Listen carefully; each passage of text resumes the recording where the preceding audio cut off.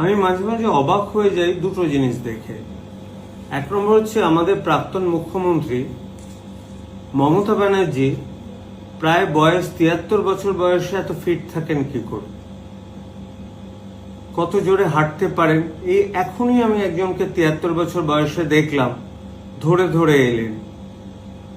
উনি সামনে হাঁটেন, পেছনে হাঁটেন, যাই করুন না কেন উনি ফিট আছেন।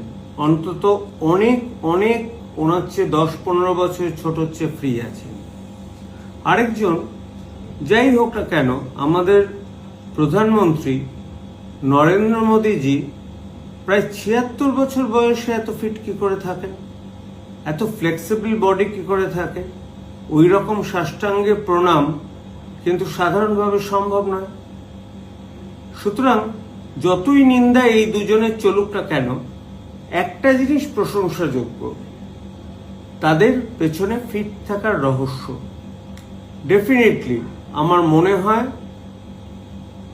কোনো অ্যাডিকশন না থাকা, অন্তত বেশি না খাওয়া,